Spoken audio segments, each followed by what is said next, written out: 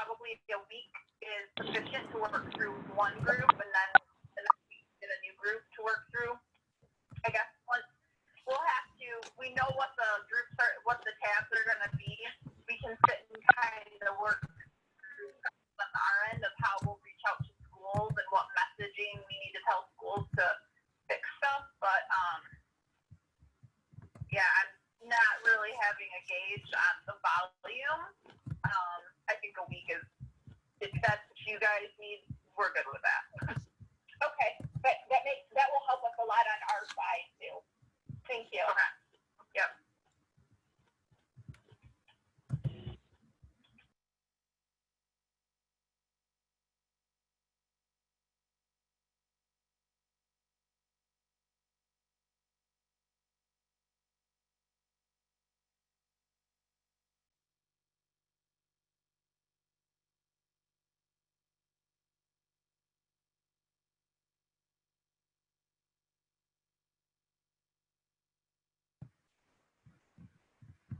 All right, good afternoon and welcome everyone to the Office of Health and Nutrition Services Town Hall for April 29th, 2020. We are nearing the end of this month.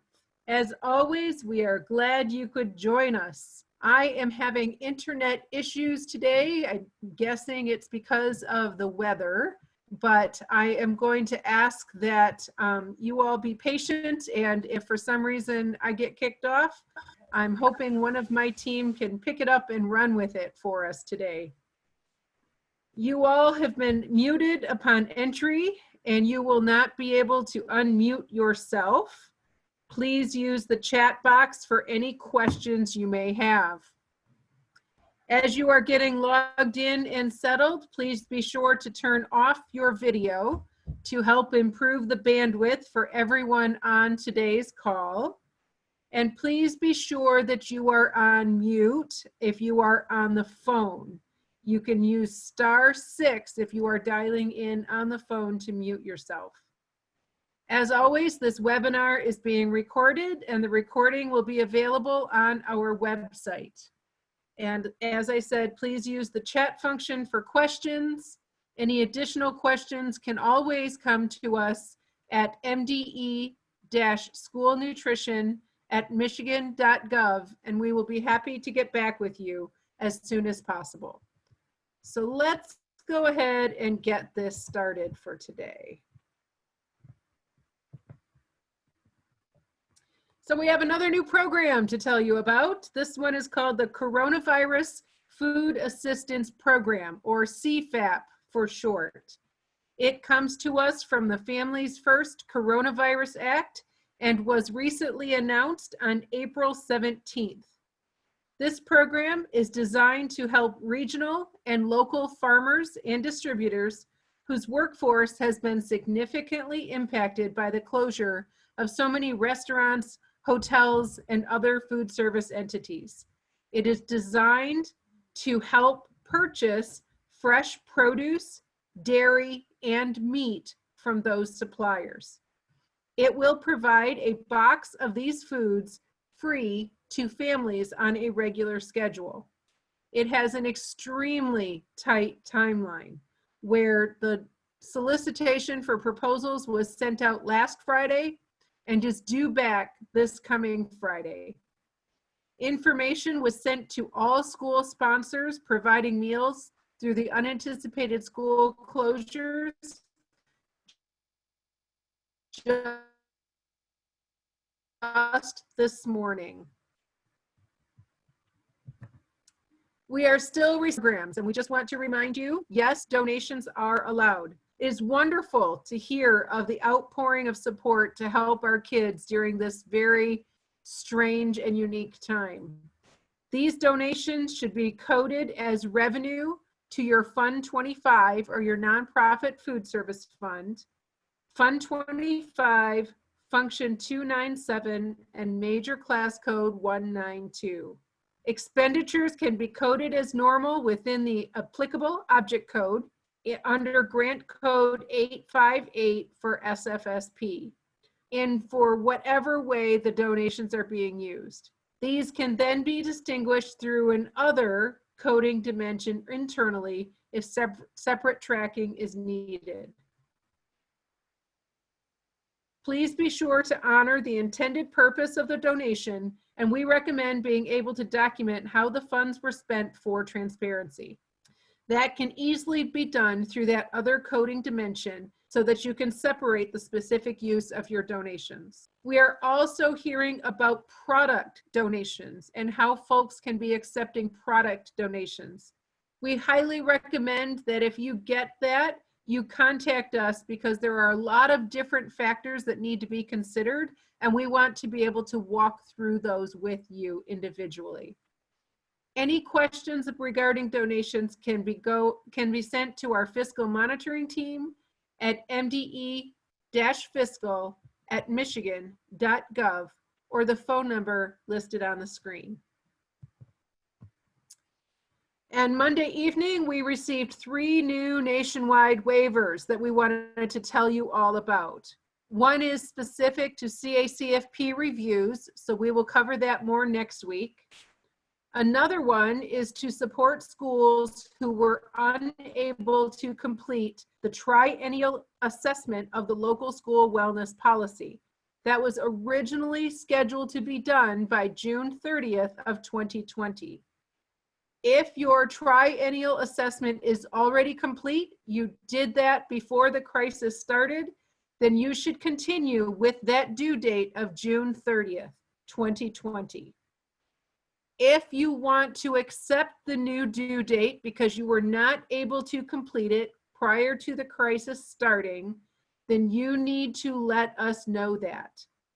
We need to know that no later than June 15th of 2020. Otherwise, if we don't hear from you, we will make the assumption that you are going with the June 30th, 2020 date. If we hear from you, then the new date will be June 20th, 2021. The link on the screen is an active link. It also went out in the latest school nutrition news that went out this morning. It's also posted on our website. So please do pay close attention to your local wellness policy, Triennial Assessment, and what this nationwide waiver may mean for you. The third, and quite possibly one of the biggest new nationwide waivers to discuss today, is specific to the unanticipated school closures under SFSP. This nationwide waiver allows for all sponsors to continue to serve meals using the unanticipated school closure provision until June 30th, 2020. That means if you want to continue to serve meals past your last scheduled day of school, you may do so. As in most things related to this crisis, things are changing on a daily, sometimes an hourly basis. So if you listen to last week's town hall recording, you will hear a different message than what you're hearing on today's town hall recording. And for that, I apologize. We are working to keep everything up to date on our website. And as always, we're here to answer questions for you. But now that we have this nationwide waiver in place, it's important for you to think about what your next step is and how you will decide what you want to do. MDE is strongly encouraging everyone to continue providing meals under unanticipated school closures until June 30th, but we are not requiring it. So please take note of that. Why are we strongly encouraging? Why is that so important? One, it's important to be consistent so that families know and understand the process of exactly what's happening and where they can get meals. The more cohesive we are as a state, the easier it is to communicate with families. For example, at MDE, we do not have the ability to have an unanticipated school closure map and a summer food service program map. So that map, which can be found at www.michigan.gov meetup/meetup/eatup has to be for one program or the other, but it cannot be for both. Literally on our end, we have to flip a switch to make the map go from one program to the other. So the more consistent we are across the state, the better it is for the map. In addition, many sponsors are receiving a higher rate of reimbursement under unanticipated school closures than you will under the summer food service program. If you remember all the way back to the beginning, I said that we would be reimbursing everyone as if you were self-prep and rural, which is the very highest reimbursement rate available to us. Once we switch to the traditional summer food service program, that reimbursement rate may change for many sponsors. But again, while we are encouraging it, it is truly up to you, your local needs, your local program, and what that looks like as to when you stop serving under unanticipated school closures and then flip over to the traditional summer food service program if you decide to do so. So making that decision is up to you. Whichever way you decide, please be sure to update your intake form. I recognize it's one more thing to do, but that's the only way we know when folks will stop serving in one program and start serving in the other. That's the only way. Once we can look at dates for many sponsors, we will be able to make a more educated and informed decision as to when to flip that switch for the map. A couple of really important points, and I need everyone to be very clear on this. If you choose to participate in the traditional summer food service program, and I hope many of you will, if you do, no meals will be reimbursed until your summer food service program application has been approved. You cannot submit it and then begin to start serving and expect us to reimburse those meals. That's not going to happen. You cannot participate in both programs at the same time. It is really critical that you get that application in early so that we have time to work through that approval process with you and get it approved before any meals are served under that program. Otherwise, anything you serve will be considered unallowable and will not be reimbursed. So please be sure to get your traditional summer food service application done in MEGS Plus right away. So let's talk a little bit about that application. I think many of you may be clapping right now to find out that we extended the due date from May 1st until May 20th. Another component of that waiver was that the June 15th requirement was waived for the summer food service application. So that means that we can now continue to work with you to get that application complete and approved, and then you can start serving. So please do take a look at that application and get that turned in as soon as possible. New sponsors will need to verify that you have site locations that are eligible either by using the school data, which are your free and reduced applications, or your census map data.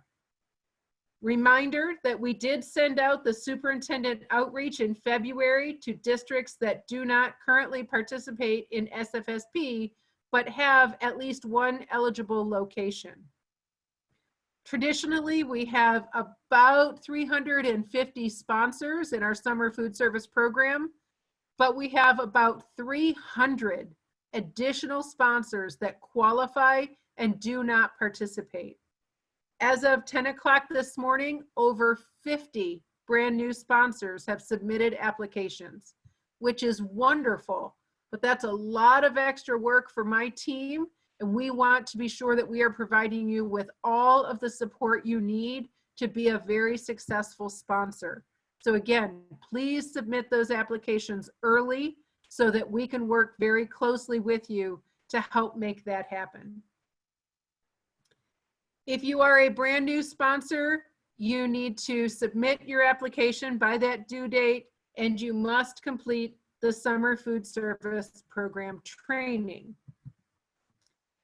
You might remember that all in-person trainings have been canceled for this year. We can no longer meet in person until further notice. You might also remember that we are working on an online training program for both new and returning sponsors that will be available to you after May 1st. Training requirements vary if you are a returning sponsor or a new sponsor. So please pay close attention to what training you need, and we will help make that happen once we have this new Brighton online program available. In terms of thinking through our administrative reviews that were in progress during this last school year, if you remember, on March 13th, I announced to everyone that we had put a pause on all administrative reviews.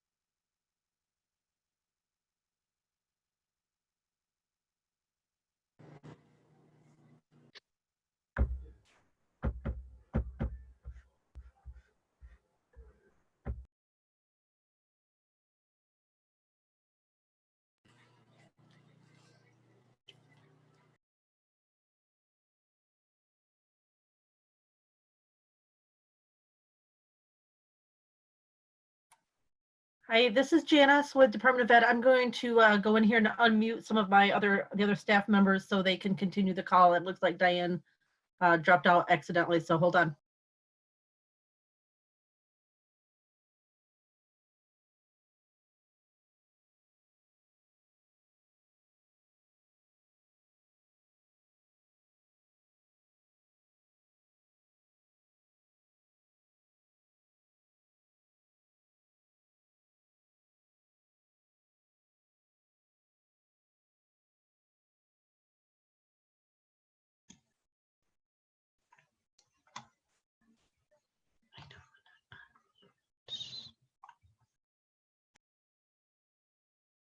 All right, I'm back. Hopefully you all can hear me again. Cindy, Kenny, I can see your face. Can you nod if you can hear me? Excellent, thank you. All right. I'm back, which means that I have lost all chats from earlier. Hopefully those are being answered with someone who was able to stay on the call. So let's figure out what slide we were on and get us moving back to where we were. I apologize for that. Nope. Here we go. This is where we were. Okay, so let's see. Reviews were postponed. Some reviews were started and never completed. Analysts will be in contact with those sponsors for the next steps. We are getting ready to send out whatever documentation we have and whatever we need, those findings reports, collecting and approving corrective action so that we can help close out those reviews. If we didn't get to the point of doing on-site monitoring, we'll work with you to figure it out. The last thing on earth we want is for anyone to repeat any work that they had already done. So we're going to work with you and try to make that acceptable for everyone so that we can get these done and moved out of the way while things are still fresh on your mind. All right, P EBT, this is a hot topic right now. We get lots and excited about it, and yet we still want to make sure that we're very clear with all of you as to what is happening. There have been 2 different web pages set up within our website to provide information on the pandemic EBT. The page for the P EBT Food Assistance Benefits for Family is set up to help the general public find information on P EBT. That link is active in this PowerPoint. We also have it on our website, or that link is on our website. So that's where you'll find it. Please help use that so that we can get information to families. The second web page that we've created for PEBT, food assistance benefits for school children, is set up to help school administrators find information and answers to their questions. So that's where you're going to go to get your questions answered. The web pages have frequently asked questions. They have flyers and webinars and other resources that can be used to help support PEBT. You have heard us talk about getting these benefits to families. The families who already had a bridge card had their benefits loaded in the last couple of weeks. The families who didn't have a bridge card are getting a PEBT card in the mail, and those started going out on Monday. Many families may not have received their cards already. The distribution is happening in waves because we have nearly 1 million children who are going to get these benefits. And so we are gradually getting them out as the printer can keep up with us and getting those out to families. Again, mid-May or so, everybody who was on our first list should be getting those cards, and then we can start looking at those who somehow, for some reason, got missed. So please hold off on contacting anyone until about mid-May regarding the status of a card. It's important to know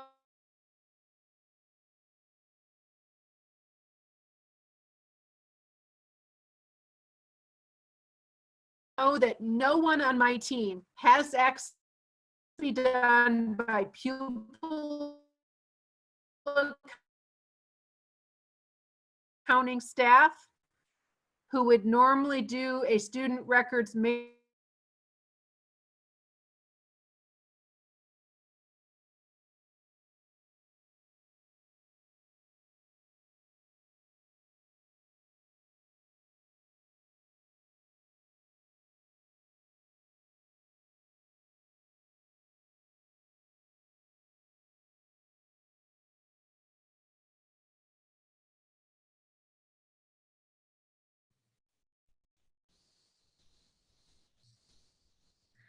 Hi, Okay. okay, you back? I'm back, Steph. Thank you. No problem. We're almost done. We're almost done. Okay. So PEBT, oh no, we weren't here. We were on PEBT. Let me get that moved faster.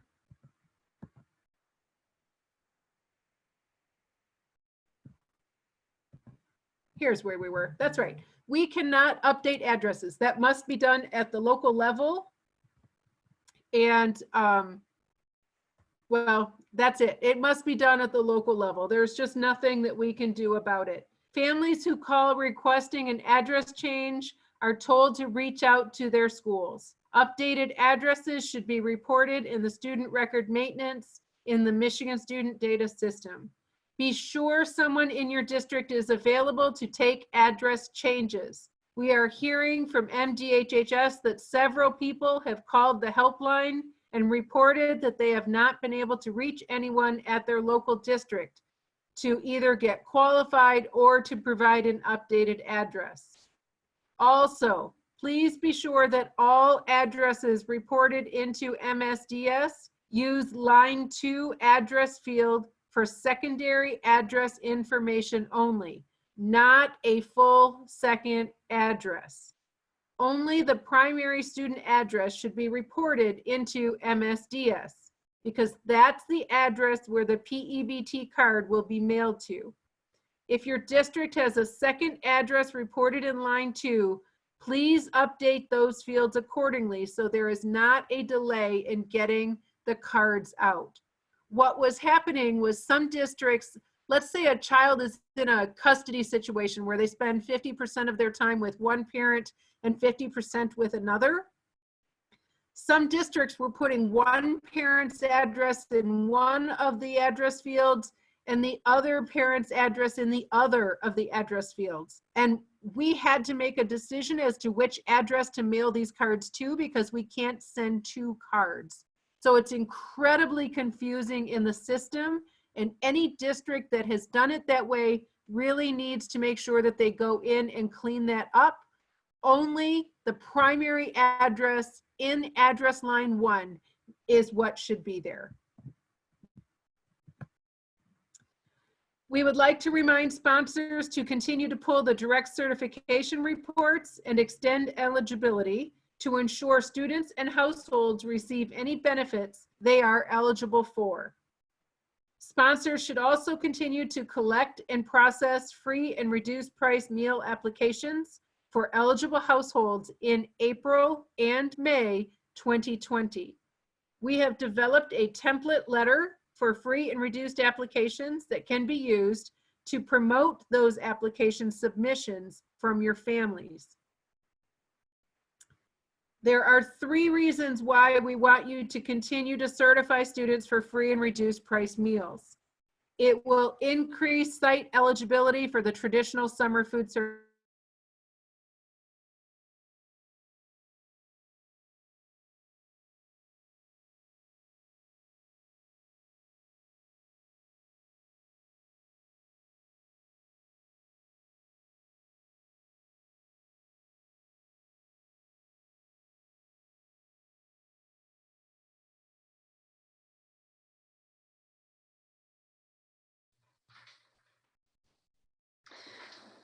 Okay, this is Stephanie Willingham. I will continue, although I cannot move the slides. So the 3 items as to why continuing to certify students for free and reduced price meals are because it would increase site eligibility for traditional summer food service program. We can use the free and reduced price student counts compared to building enrollment to determine which buildings are above 50% free and reduced price for eligibility. New benefits can be carried over for 30 operating days in the next school year, 2021, as we do not know exactly what the next school year will look like. So a 30-day operating or 30 operating day carryover could benefit many households. And newly eligible students will be eligible for P EBT benefits for the remainder of the school year 2019 to 2020. For public school students, updated student eligibility will need to be submitted through the Student Record Maintenance, SRM, and the Michigan Student Data System, which is the MSDS. The deadlines for those SRM uploads are April 28th, May 12th, and May 26th. Please reach out to your pupil accounting and/or student data personnel to confirm they are reporting eligibility updates by those deadlines. That's very important. For non-public school sponsors, we are working with our partners at the Center for Educational Performance and Information, CEPI, to develop a way to collect data for students in non-public schools. And we will provide more guidance on that collection as it is available. Like Diane said, things are changing daily. Okay, so there are some due dates to remember. Equipment assistant grants that is in MEGS Plus, the application is due May 4th of 2020. The Fresh Fruit and Vegetable Program MEGS Plus application is due on May 20th, 2020. And the 2021 SMP or School Nutrition Programs MEGS Plus application will open mid-May 2020, and those due dates will be announced later. Okay, so the next thing, we just want to know what kind of questions you have, and please use the chat box. I am wondering if today we give you a few minutes to go through, add in some questions. What I think we are going to probably do is get all of these questions and send them out within the next few days, seeing how we're losing internet connection for some reason and coming back into it. So if you can go ahead and ask those questions in the group chat, we would appreciate that. I know some have been answered as we've gone through. I've missed some because I lost connectivity also during this time. I'm not sure what's going on today. Must be the weather. Let me see. I can answer any summer food question. The other ones I do not know how to answer, probably very quickly. Oh, they're coming in quick. You guys are awesome. So somebody is asking where you can view census map data. That is on the summer food program website under resources, and there's site eligibility. So you can click on that to find that. I just got an email about the questions. Let me look at that really quick.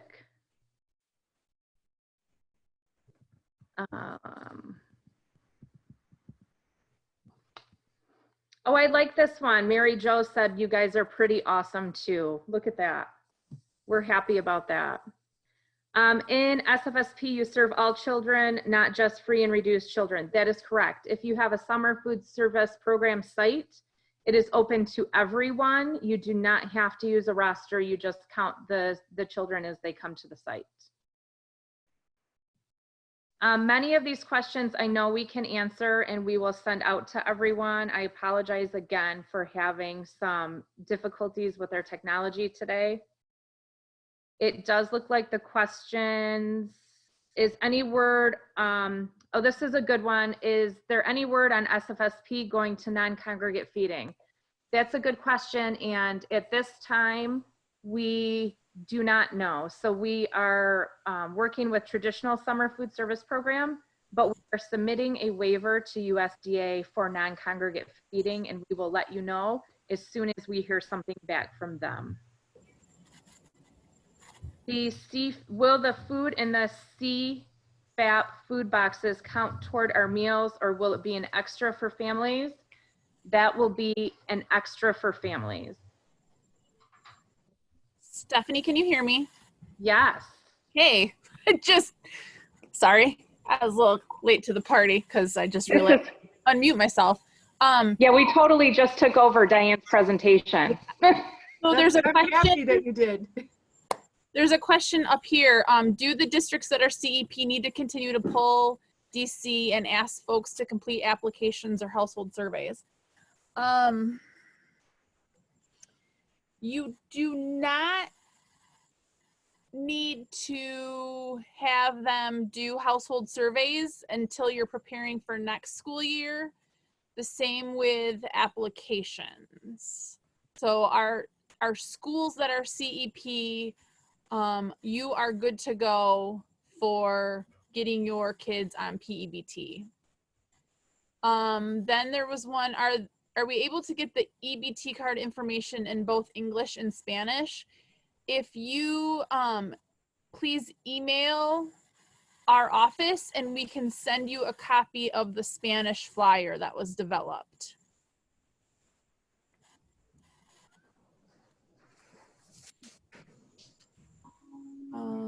Hey, Stephanie. Go ahead. Yeah. This is Tom. So somebody asked about the CNAP information, and I mistakenly said distribution sites are due this Friday, actually by noon on Thursday. So what's happening is distributors are trying to build their bids, and they need to know distribution destinations. So that information needs to be submitted. I know Lori Yelton is working on an email to cover a lot of this for schools. That's supposed to go out this afternoon, I believe. But just to clarify, I work mostly with households, and they one of their programs had a Friday deadline. Schools have a Thursday at noon deadline. So look for that email coming from Lori Yelton this afternoon. This is Melanie again. I have a couple other questions I can answer. So there was one, if a family is eligible for SNAP, will the P EBT benefits automatically be added for the children under age 5? So they will if the children under age 5 are in an early childhood program that there was a data report to the state. So like GSRP, those programs are all reported to the state, the students in those programs. So if the child is eligible, then yes, they will get money on their card for that student. The next question is, do families receive the same benefits for the May SRM dates? May and June? Yes. If we get students eligible for P EBT in the Michigan Student Data System via an SRM update, they will get the May and June benefit.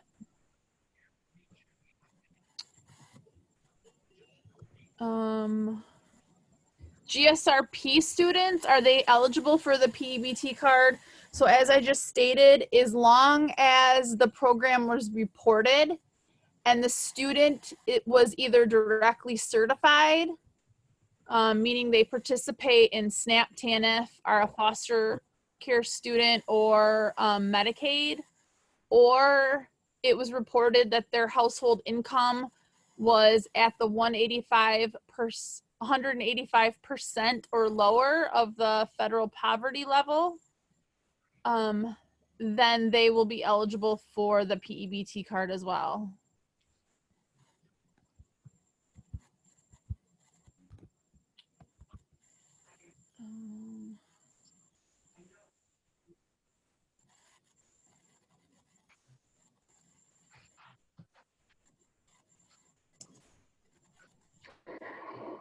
Can I clear up a few things about unanticipated school closure and summer food service program? Yep. Okay, so unanticipated school closure is available to everyone until June 30th. It does not matter if you have sites eligible for the traditional SFSP program or not. The unanticipated school closure, you can serve through June 30th. July 1, we will pick up the summer food service program. And in order to be eligible for SFSP, you do have to have, that site or building that's over 50% free or reduced, or be census eligible. There's a lot of questions about that in the group chat here. If you are a CEP building, you should be eligible. If something is not coming through the application correctly, email us and we can help you with that.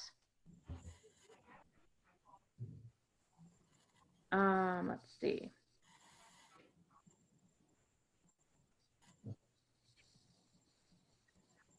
If you are going to run the summer food service program, you do have to complete the 2020 Summer Food Service Program MEGS Plus application. So you do have to do that.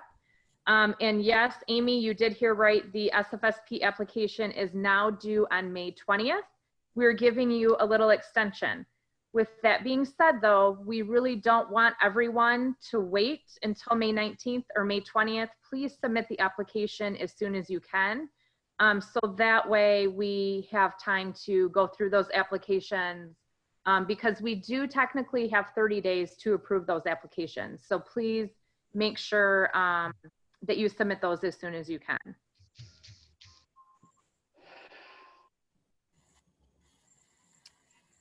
To Beth, that asked about the P EBT card being issued in the oldest child's name, and you had someone reach out to you that it was issued in the youngest child's name.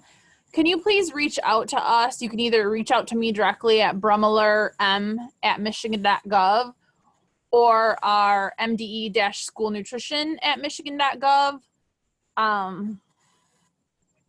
It could be a few reasons why it didn't show up. But I need to ask you a few more questions to know how to respond to that family. Hey, Mel, there's a question in the chat box about the local wellness policy. Someone doesn't understand what the due date means. Could you or Caitlin take that, or who could take that? I just unmuted. Can you hear me? Yes. Okay, so the due date, basically the triennial assessment. So every 3 years you have to do a triennial assessment of your local wellness policy. And that due date was June 30th of 2020, so coming up soon. And the USDA offered a nationwide waiver for an extension of 1 year. So the new due date would be June 30th of 2021. And all you have to do to let us know that you want that extension is we have a very short 4-question survey. It's listed on our website. It also went out in the school nutrition news, and you just have to fill out that survey, and that will count as you letting us know that you want to use that, and then you will have another year extension to submit or to finish your assessment.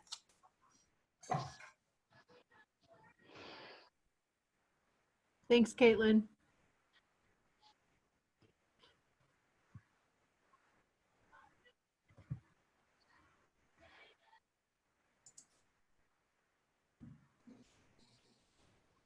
Please, yes, amend your traditional SFSP application.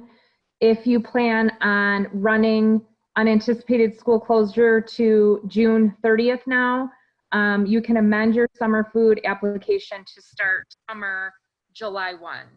And then you would also need to update your unanticipated school closure intake form, so that way we know the end date of that also.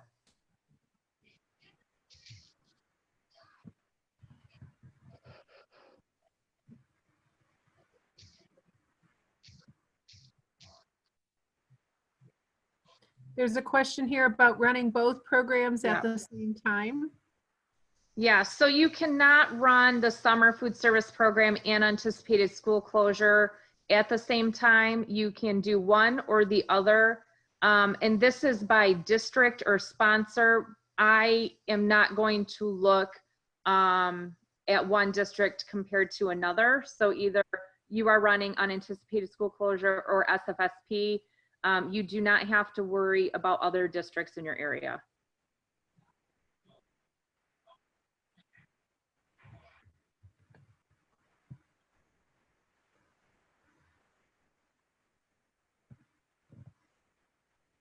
Bethany asks if the information about P EBT is also being sent to school district administration. And we have discussed that, right, Mel? Have we decided if we're going to send it to administrators?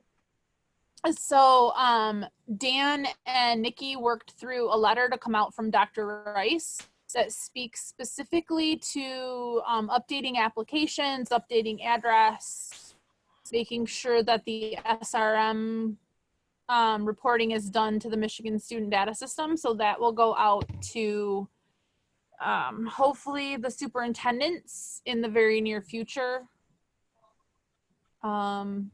If there's business managers on, they are sent our school nutrition news that went out yesterday. So they hopefully got all of the information there. But we're going to continue to blast it to all the partners as much as possible.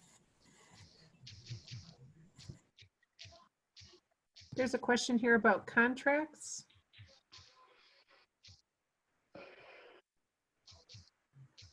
Emily, were you able to? I found the question. Since the waiver was extended, how should temporary contracts be handled? Are temporary contracts with the vendors set to end on the last set day of school? You may work with your vendor to amend that temporary contract to extend to the end of June. I'm typing that into the chat document. If you have questions at all, please contact me or Ruby Zavala, and I will type my email there as well. Thank you, Emily.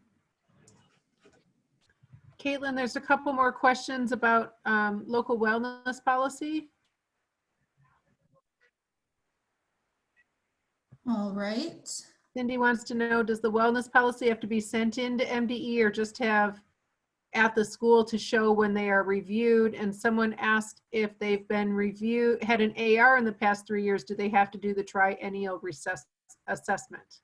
Okay, both of those are great questions. The first one is you do not have to submit your assessment to MDE. You will just keep that on file. And that's sort of a rolling assessment. Every year you should update your policy, make sure that it's still functioning the way it's supposed to. And then every 3 years you want to do a major assessment and make sure that you're meeting your goals. And that will kind of continue as the years go on. So you just hang on to that. And during an administrative review, that's when we will take a look at that. And if you had a review in the past 3 years, so local wellness policy was part of the administrative review, but the actual assessment was supposed to be due on June 30th, 2020. So that means your next review, we will verify that you did that.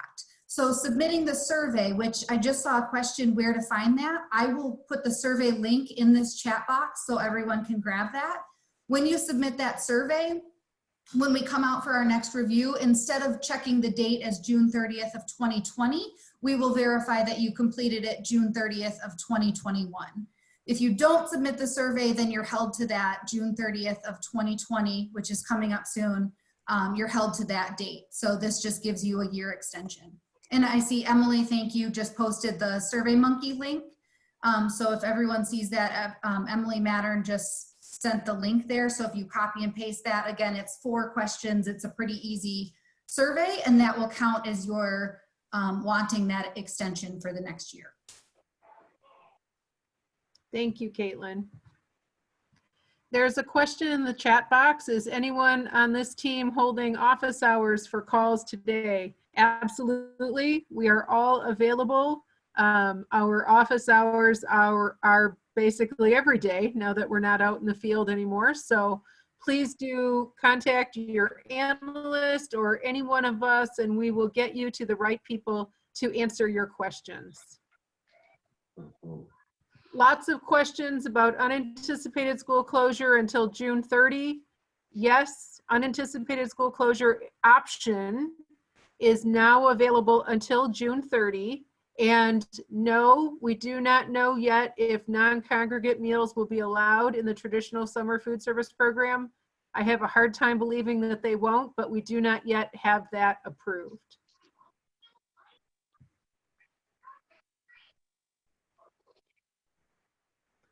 Lots of questions about the food boxes.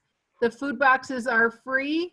Again, that's a brand new program, but the information went out for any of you to contact Lori Yelton by noon tomorrow if you wanted to participate in something like that. This program is completely separate from any of the other programs that MDE runs. It's completely separate from summer food. It's completely separate from unanticipated school closures. It's completely separate from CACFP or anything else. So none of those foods can count for any of our programs, or it would all be in addition to. And again, Lori Yelton is your point of contact for that.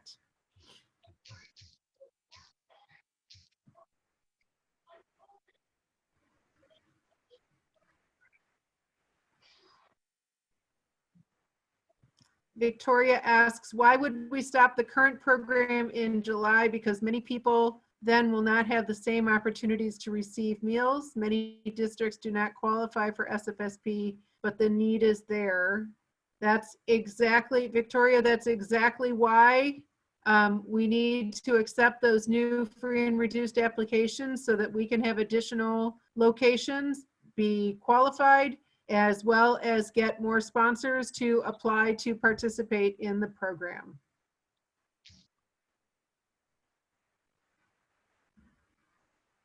Stephanie, Lori asks if she went in to amend her summer food application to change the start date and it wouldn't allow her to. Yes, I did answer that one. If folks are trying to go in right now and change their application, they may not be able to because it is in review in progress with one of the analysts. So as soon as that is approved, or if it is returned for some sort of modification, they can change the date then. That is fine. There is no need to panic and think that you have to change your date today or tomorrow. You have plenty of time to amend those dates. So just be patient as we work through approving and sending back these applications. Absolutely, thank you. And again, we don't know yet for the summer food service program if we will be able to do, wait, Stephanie, do we have non-congregate for summer and just not area eligibility? So no, we are applying for non-congregate feeding for the summer food service program. It looks like there's a lot of questions here about bus service, multiple meals per day, multiple days at a time. Those are the questions right now that we just can't answer until we get that waiver to USDA and receive their response. So that, unfortunately, you'll probably have to wait a few weeks before we can answer those questions. Thank you, Stephanie. Yep, you may be able to keep the same sites that you have for, oh, nope, I don't know what that is, unanticipated school closure. If your sites are eligible in the traditional summer food service program, then you can keep those same sites. If not, we may just have to do, might have to move some buildings around or different sites. Absolutely. Still lots of questions coming in. Jess asks, should we apply for summer food even if we aren't sure we will be using it? What do you recommend? Well, that's a really good question. I would say you might want to wait a week or two. So maybe you'll know when it gets closer to the deadline. I would hate for you to take that time to fill out the application. If you are still unsure around the May 20th date, you can always reach out to us. You can get access to the application and fill it out. We would rather you fill out an application thinking you're going to provide meals than miss a deadline and not be able to. So yes, in the long run, you should probably fill out the application, but you have a good 2 weeks before you really have to start thinking about getting into the application and filling it out. So if something changes from now to then, at least, you know, you didn't waste any time. Thank you. Melanie, there's a question here asking for an explanation again of what we're asking of pupil accounting. So pupil accounting, and it could be a different term depending on the district or the school. So pupil accounting, data specialist, whoever that might be in your organization, they are the ones that do the reporting to the Michigan Student Data System, which is our state of Michigan database that is used for everything individual student data across the state. So that system has different ways of collecting the data from the local districts. And the one way that it can be done right now is called a student record maintenance. And that student record maintenance, it's a mode where they go in and they enter the student data. I'm not honestly sure if it's a mass, like a batch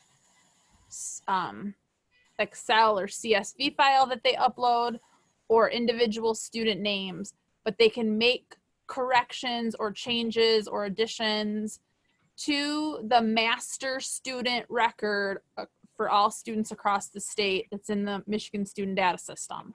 So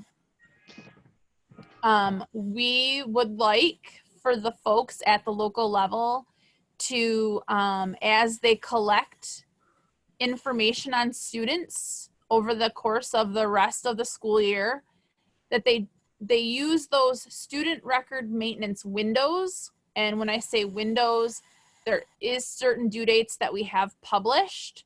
There was just one yesterday. The next one is 2 weeks from yesterday.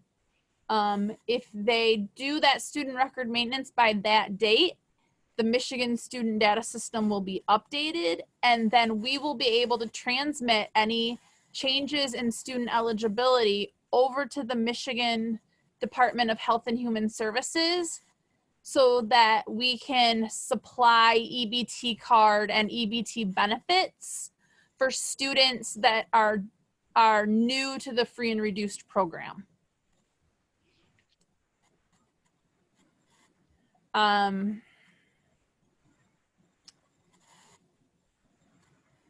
Yes, student record maintenance is only for public schools and public school academies.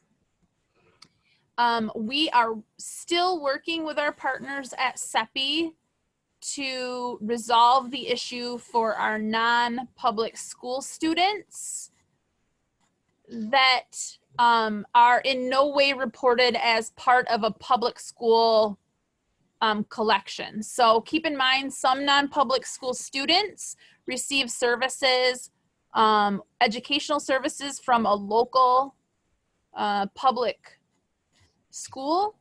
And so that local public school is reporting that student in the Michigan Student Data System. But there are a lot of non-public schools that does not happen.